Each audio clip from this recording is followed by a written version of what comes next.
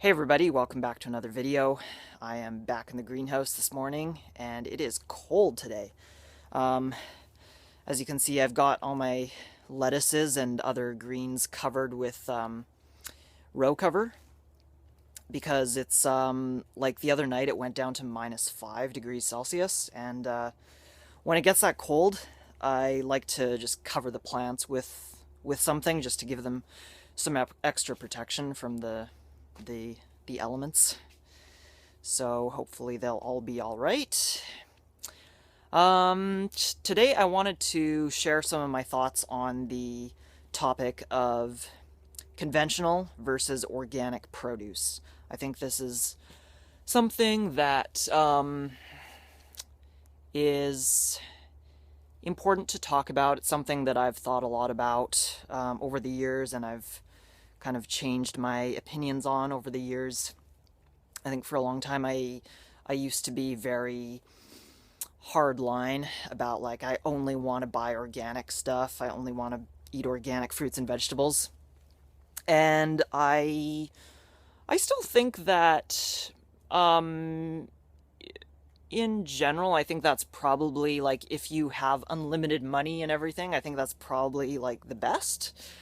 But I'm not even so sure about that anymore. So the first thing that I want to say is that I think it really, when we're comparing organic and conventional, I think it really depends on, like, the food in question that we're talking about, because everything's different. Like, for example, things that have a hard peel, such as melons and mangoes, avocados, citrus fruits, stuff like that, I don't think it's nearly as important to purchase those things organically, because you're not eating the peel, and most of the pesticide residue on those fruits is on the peel.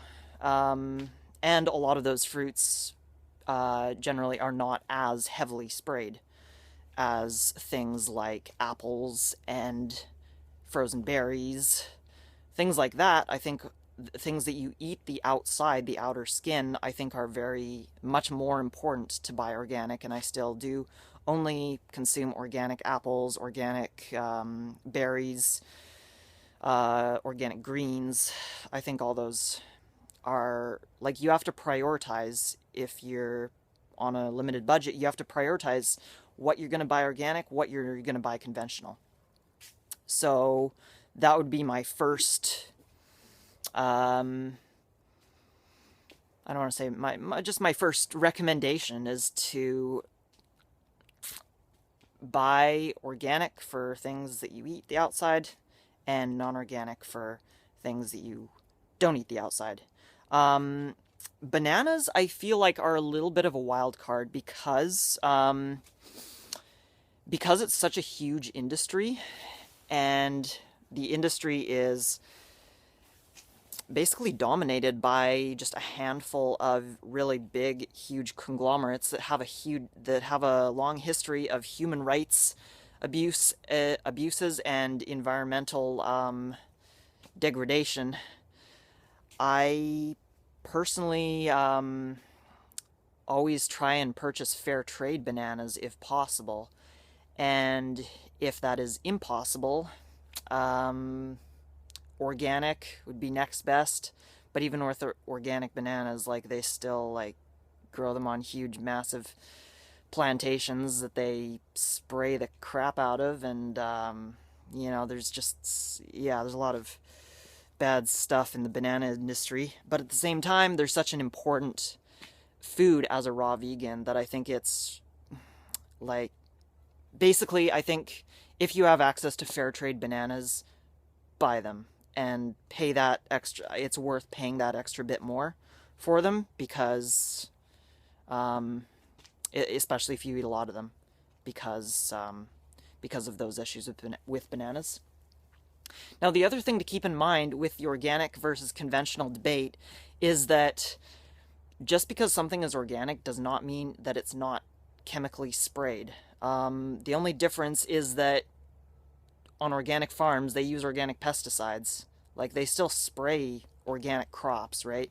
So that's an important thing to consider. So basically what we're weighing is like, do you want to eat food sprayed with conventional pesticides or food that's sprayed with organic pesticides?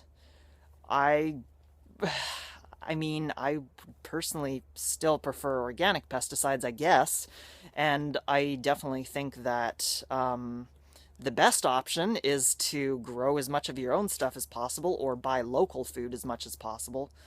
Those are the two best options for sure.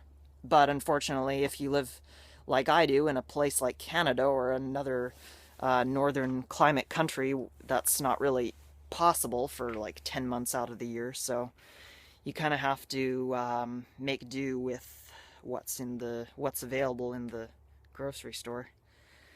And yeah, so those are basically my thoughts on it's going to be somewhat different for everybody, um, in that you kind of have to just figure out like how much you're able to afford, and then prioritize what foods you want to buy organic and which foods you don't matter so much. Another thing to think about with regards to like money and budgeting for fruits and vegetables is that I think when a lot of times when we transition to a raw vegan fruit-based diet, our priorities can change quite a lot. So whereas maybe before, like, we would prioritize going out to restaurants and spending money on other things, when we go raw, we oftentimes realize that like those things aren't as important as spending a bit more money on really good quality produce that's going to make us healthier and be just better quality. So that's just another thing to consider if you're living somewhere like I do, where the costs of fruits and vegetables are astronomical and make me want to cry. um, yeah, so I think that's everything that I had to say on this subject for now. If you have any thoughts or comments or questions, leave them down below, and or if you want to message me or email me about anything related to raw veganism or growing your own food, please do, and I would love to connect and chat. And thanks for watching again, and I'll see you again in another video. Bye.